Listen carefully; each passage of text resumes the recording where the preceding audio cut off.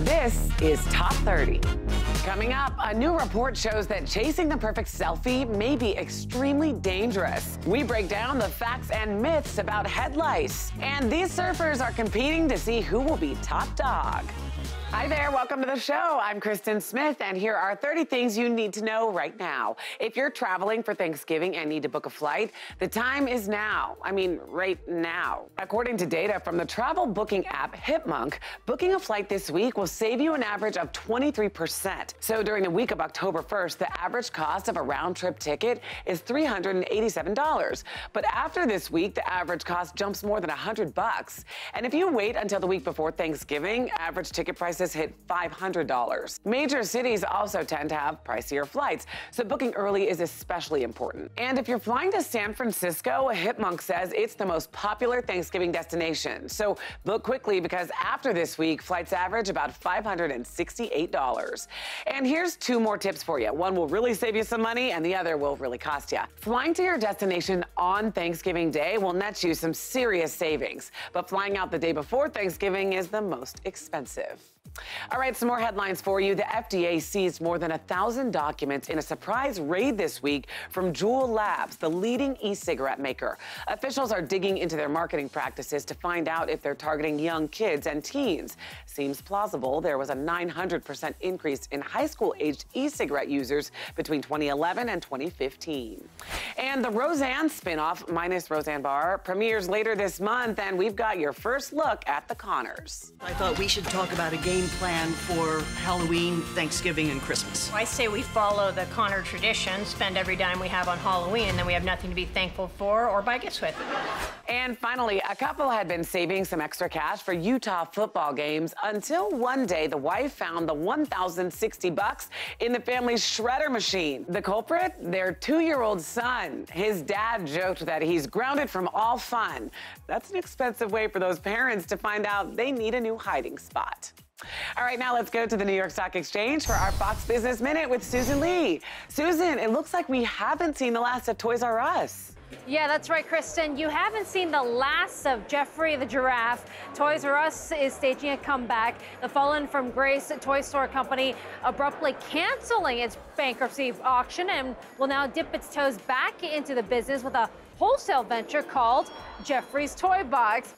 Meantime, Red Lobster says that endless shrimp are okay, but endless straws, not so much. The seafood restaurant will no longer hand out plastic straws to its customers, but you can still get one if you actually ask for one. Red Lobster also said that by the end of 2020, it will start replacing plastic straws with an eco-friendly alternative. And a shocking study about Uber driver pay. Researchers found that the median hourly pay for the average U.S. Uber driver is $14.73. But when you account for expenses like insurance, gas, and car depreciation, drivers are only bringing in $9.73 an hour. So how much are these Uber drivers making in a year? Well, based on this study, if a driver works 40 hours a week, they make around $31,000 before vehicle expenses. So that's just $20,000 after the expenses and also still before taxes. Okay, interesting story. Thanks, Susan.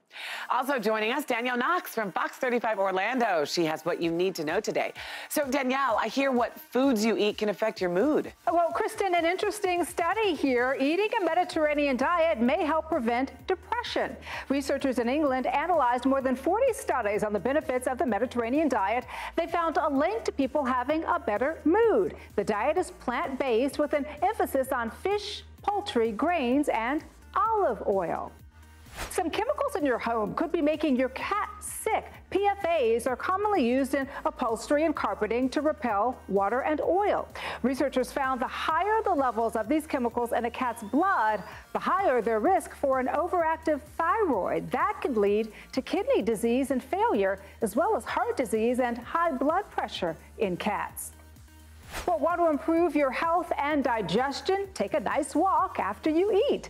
Researchers from George Washington University say aside from getting some fresh air, short post-meal walks are even more effective at lowering blood sugar after dinner than a single 45-minute walk taken at mid-morning or late in the afternoon. And that's what you need to know. And Kristen, my mother-in-law, does this every single evening. I think tonight I might join her.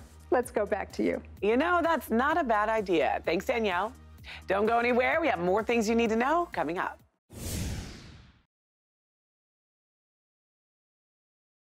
Welcome back to Top 30. Every year, as many as 12 million kids get head lice. And with a new school year upon us, Consumer Reports is easing parents' stress by breaking down some common lice myths. The first one, lice is attracted only to dirty hair.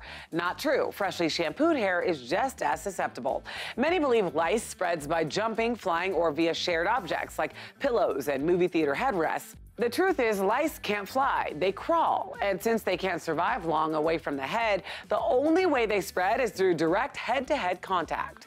And finally, the myth that kids mainly get lice at school, which has led many to implement strict no-knit policies. But some pediatricians say no-knit policies do more harm than good, causing kids to miss class even though the lice eggs hold tight to the hair and can often just be dandruff. Ultimately, lice causes itching and irritation, but experts say it may not be as bad as people fear. Okay, time now for this week's Page 6 Fix. Hopefully, Goop has a wedding registry because Gwyneth Paltrow just walked down the aisle. Carlos Greer has more. Hey, Carlos. Well, Kristen, it was a Hamptons wedding weekend extravaganza for Gwyneth Paltrow and Brad Falchuk, who finally tied the knot. It all kicked off with a rehearsal dinner held at Jerry and Jessica Seinfeld's home, and the wedding guest list included stars like Rob Lowe and her Iron Man co-star Robert Downey Jr. One star noticeably absent was her ex-hubby, Chris Martin. He was at the Global Citizens concert in New York when a stampede broke out after a barrier collapsed. The Coldplay frontman kept his cool and calmed down the panicked crowd. And at a concert over in Vegas, Jennifer Lopez sang a love song to her ex. Diddy was front and center for J-Lo's final Vegas show, as she seemed to be performing with a wink and a nod to him, even calling him out by name. Not to worry though, J-Lo's current beau, A-Rod, was also there and also got a special shout out. And that's this week's Page 6 Fix. See you next time. Thanks, Carlos. For the latest news and gossip, watch Page 6 TV. Check your local listings. Well, Google Maps is adding new features to make the morning ride to work a little more pleasant. The Maps application now has a tab marked Commute. Once users put in their work and home address, it tells them how long the drive to work is going to take and whether it'll be faster or slower if they leave at other times. Maps can also suggest alternate routes. For those who use public transit, Google can now display the location of their bus or train in real time. Users can see their ride moving closer to them and also get an ETA. The feature is live in 80 cities and is supposed to expand. In Sydney, Australia, commuters can even see passenger info that lets them know how packed the buses and trains are. Google says the feature is coming to more cities soon. Once commuters are on their way, they can play back music from Spotify, Google Play Music, and Apple Music from the Maps application. The new update will be coming to Apple and Android devices this week. We'll be right back. Welcome back to Top 30. Here's a fun fact for you. The average adult spends 9 hours and 22 minutes staring at a screen every day. Now, a report out of the UK has found all that screen time may have some unexpected consequences for our pets.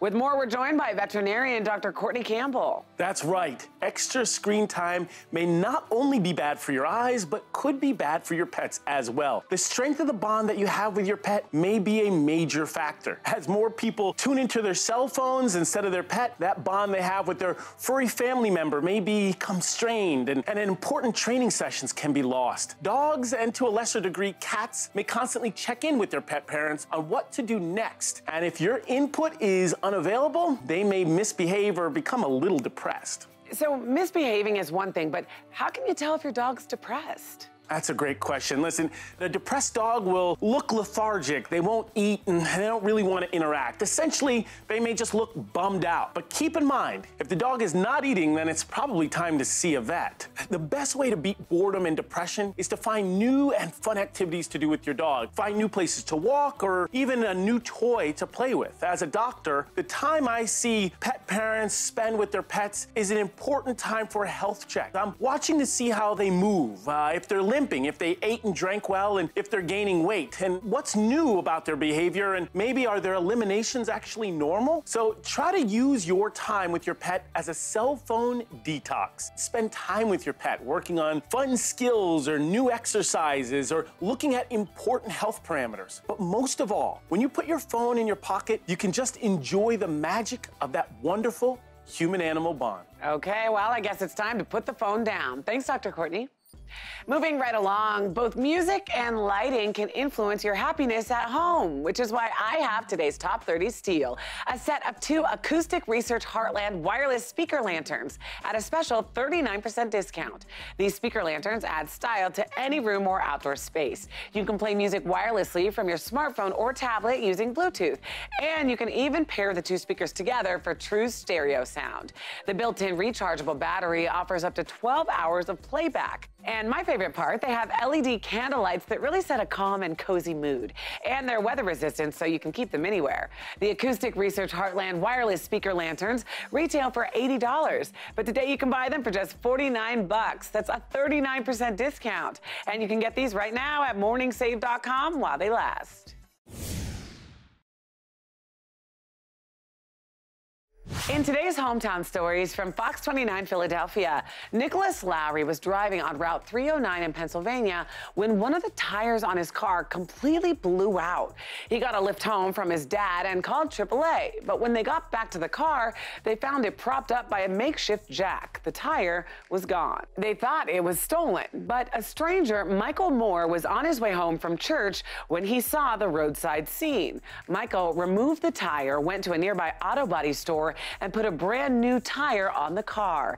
And Nicholas said he was so grateful for the kind and unexpected gesture. In our second story from Fox 26 Houston, almost 30 puppies were rescued after apparently being abandoned at a loading dock. Independent dog rescuer Martha Vasquez, who temporarily took in all 27 puppies, said the culprits probably won't be caught. At first, the puppies were scared of the rescuers, but after some help from the fire department, every puppy was caught and will be brought to rescue groups. And in our final story from Fox 13 Tampa Bay, the nonprofit Homes for Our Troops donated a mortgage-free, fully furnished home to Army combat veteran Carl Moore. Carl was partially paralyzed from the waist down while he was serving in Afghanistan. And his new house is completely wheelchair accessible with lowered counters and sinks that Carl can reach easily. And Carl says he's excited to create many happy memories in his new home.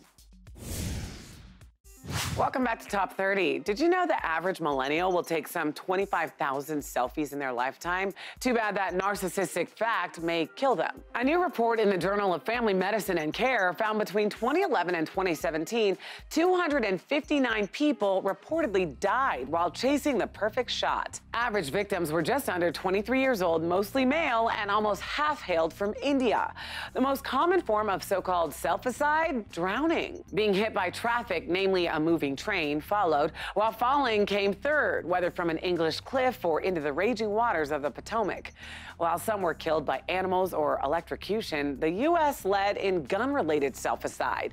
The study's author said selfies are themselves not harmful, but the human behavior that accompanies selfies is dangerous. To prevent such risky behavior, experts recommend the creation of no selfie zones at dangerous tourist areas like mountains or tall buildings where selfies should be forbidden. Okay, listen up. Disney World is expected to get even busier in the coming year. But a rumor about how the parks are making room for the extra crowds is stirring controversy, and Jason Matheson, host of The Jason Show on Fox 9 in Minneapolis, is here to tell us more. Hey, Jason. Hey, Kristen. Well, I'm sure you've heard by now that Star Wars Land is coming to both Disneyland in Anaheim and Disney World in Orlando. Well, the rumor mill is going a little nuts in anticipation of its opening next year. The latest rumor is this: the Disneyland, because you know there's very limited space there in Anaheim, Disneyland is getting rid of benches to make room for all of the crowds they expect to come for Star Wars Land. Where are they adding seating? Restaurants. Why are people a little bugged by this? Because, well, you're going to have to pay for food if you want to sit down. Now, of course, the Mouse House is neither confirming nor denying the story, and I really don't expect them to do either. But regardless, you're going to have to fight crowds, and you're going to have a harder time probably finding seating at Disneyland come next year. Kristen? Just what parents want. More lines and fewer places to sit. Thanks, Jason. And by the way, you can watch The Jason Show now streaming nationwide on Hulu. Kind of a cool story here. Crayons at a restaurant can be a lifesaver for a parent with a bored kid, trust me. But where do those crayons go after they're all broken and chewed on? Well, that's what father of two Brian Ware wondered. The short answer is that they throw them out after one use, leading to more than 60 million crayons in the landfill every year. So Brian decided to do something about it. In 2011, he started the Crayon Initiative. They collect used crayons from restaurants and schools across the country and then melt them down to give them new life. Brian and his volunteers turn those old crayons into new crayons and distribute them to 123 children's hospitals nationwide. They even make the crayons into a triangular shape, which is proven to help kids develop their dexterity. So far, Brian's organization has recycled and given out more than 100,000 new packages of crayons. Talk about thinking outside of the box. All right, how about this one? Steve Gregg and Jen Roscoe were getting their wedding photos taken in a Winnipeg park when they were photobombed by an unexpected guest, Beatles frontman Sir Paul McCartney. Hello, hello. The couple's photographer said it looked like McCartney was just out for a bike ride when he accidentally got into her shot. Once the couple realized who he was, they stopped him to say hi, and he congratulated them on the wedding. Steve said the chance encounter only lasted about 20 seconds and called it surreal. He added, "My favorite bit of this is that wasn't even the best part of my day. For most people, it would have been a lifetime awesome thing. And for me, I'm like, yeah, I got married today." Steve and Jen both said they liked the Beatles, but actually didn't play any music by the famous group later that night at their wedding reception. McCartney just wrapped up the Canadian leg of his world tour, where he's promoting his latest album, Egypt Station. All right, don't go anywhere. We have more Top 30 coming up. Welcome back. Last month, the North American Interfraternity Conference unanimously voted to prohibit hard alcohol from fraternity chapters and events. The decision comes after a string of high-profile alcohol-related deaths at fraternities, many of which have been connected to hazing. There's been a movement to hold fraternities accountable for controversial traditions and rituals, which in the most extreme circumstances have led to deaths. One mother knows this reality all too well. Deborah Tipton lost her son Robert on March 26, 2012. He was a junior at High Point University in North Carolina and a member of Delta Sigma Phi. Authorities ruled his death an accidental drug overdose. But Deborah is convinced there's more to the story. And as an heiress to a substantial fortune, she has the means to investigate on her own. Deborah has poured more than $1 million into finding out what happened that night. And she's not alone. More and more parents are pushing to investigate deaths that have largely been written off as roughhousing gone wrong. 25 families who have lost sons at fraternities form the group Parents United to Stop Hazing, borrowing tactics used by Mothers Against Drunk Driving to increase penalties for hazing. And they hope no other family has to go through what they have. Well, on a much lighter note, forget ICE hotels or Willy Wonka's factory. For a limited time, Booking.com is offering a small group of lucky travelers the chance to stay in a French cottage built from 3,000 pounds of chocolate. Besides the floor and beds, the 193-square-foot cottage is made entirely of the sweet treat, the walls, the roof, and even the fireplace. Cups, books, and a chandelier can also be tasted if you get hungry. Outside, lounge by a white chocolate duck pond or smell the bed of chocolate flowers. The cottage accommodates 4 guests and is the creation of Jean-Luc Desclouseaux, a sculptor who will also lead visitors through workshops where they can create their own tiny chocolate houses. The master chocolatier says, "I hope guests will relish the chance to experience such a sweet and unique place to stay." For those who don't snag a coveted reservation, in October the house will be moved to Choco Story, the chocolate museum for all to see. Sounds like a sweet idea to me. And more Top 30 after this. Welcome back. From the shores of Huntington Beach, 3,500 fans stared in awe as surfers from the U.S., Australia, and Brazil rode the waves.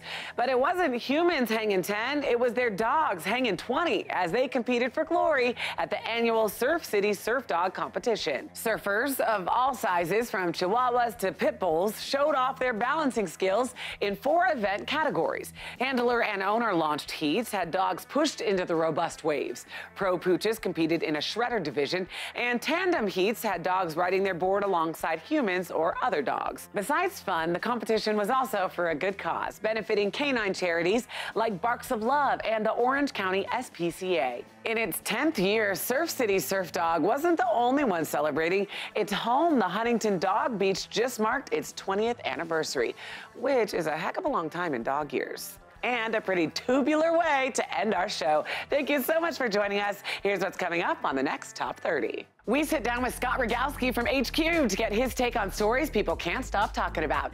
Plus, there's a surprising reason why the Cheesecake Factory's menu is so long. And we have an update on Chi-Chi the dog, who's inspiring people across the country. You can also listen to today's biggest stories on the Top 30 podcast. It's all coming up on the next Top 30.